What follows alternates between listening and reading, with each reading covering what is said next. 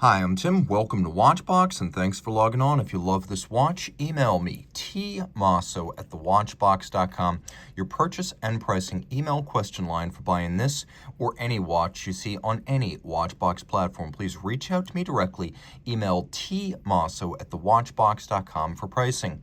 Today, we're discussing a watch made in only 75 pieces for the 2010 model year. This is the Audemars Piguet Royal Oak Offshore Grand Prix. Now, among the Royal Oak Offshore limited editions, the high watermarks generally are considered to be watches like the End of Days, the Montoya, the Barrichello 2, and the Michael Schumacher, but the Grand Prix series is right up there, deciding that it was best not to tie their watch to a particular driver's name or a make and model of car. Audemars Piguet channeled the imagery of Grand Prix racing into an extravagant trio of Royal Oak Offshore Grand Prix watches, of which this, the Platinum model, is the scarcest. It is a large watch, 44 millimeters in diameter. It wears larger. It's 15.8 millimeters thick. From lug tip to lug tip, if we're just talking about the case, it's 55.4 millimeters. But if you measure end link to end link, these little plots, the actual rigid distance across the wrist is a meaty 59.1 millimeters. Now, the watch is also quite weighty due to its large platinum case. And as with all Royal Oaks, it wears larger than its rated size. Think of it as more of a 45 or a 46. My wrist wears it securely, but there's the issue of proportion. I'll let you be the judge, but I do think you need a wrist of 17 centimeters circumference or larger to wear this watch well. The strap is beautifully made and nicely integrated as the combination of the black and black keys well against the ultra-white platinum of the case. It's a matte finish. It has molded-in strakes. You can see that the bevel of the case flank continues undiminished into the flank of the strap.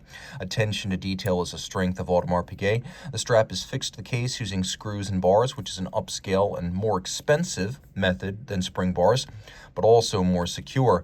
The buckle, as you can see, both pin and buckle, made of platinum, and you can see on the underside, PT950, media blasted on the bottom, satinated on the top, with a narrow polished lip all the way outboard. Now, rolling back to the case, we do have that combination of polish, light accenting the bevels on the flanks of the case, then satin on the flanks, satin on the lug hoods. We have these intermediate plots, the mini links that join the strap to the case, but you can see that the pattern here is designed to evoke the gas pedal, clutch pedal, and brake pedals of cars. We have a profile on the 9 o'clock side made out of carbon fiber. This is AP's signature forged carbon, and it's designed to look like the front or rear valance of a high-performance car. Now flip over to the opposite side.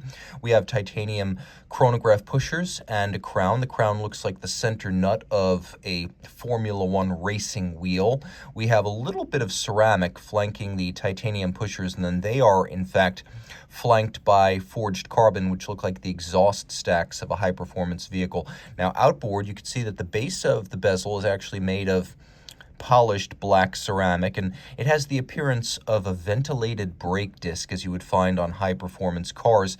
And then we have a bezel in carbon fiber, which is the signature material of modern Formula One, and large polished and satinated bolts. And you can see, unlike a standard offshore, the edge of the bezel has been evacuated to show the flanks of the polished bolts. On the dial side, we have a Mega Tapisserie, but unlike the standard large stamped hobnail here, we actually have a center dial that is blue anodized aluminum, and it's an inverse hobnail design.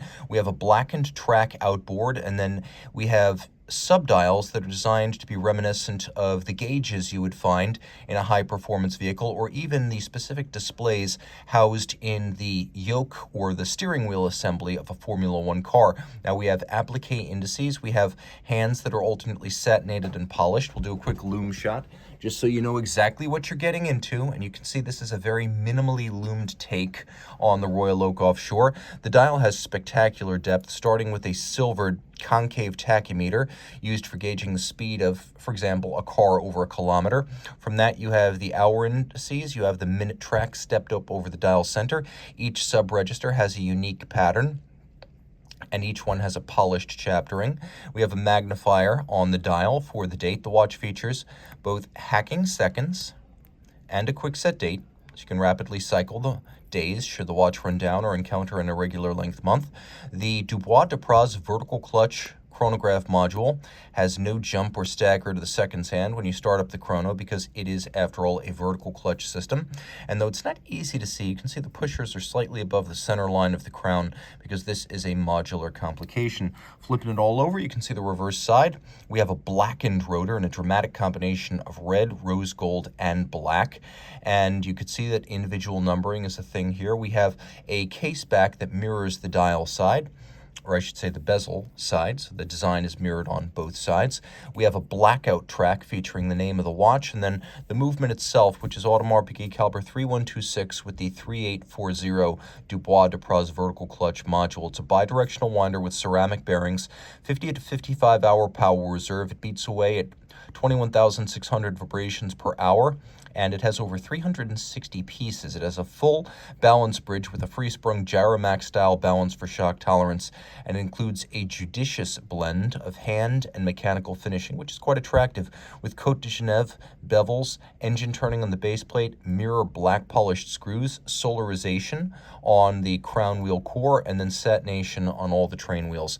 Reach out to Team Mosso at thewatchbox.com for purchase and pricing details of this lavishly automotive-themed Royal Oak offshore chronograph.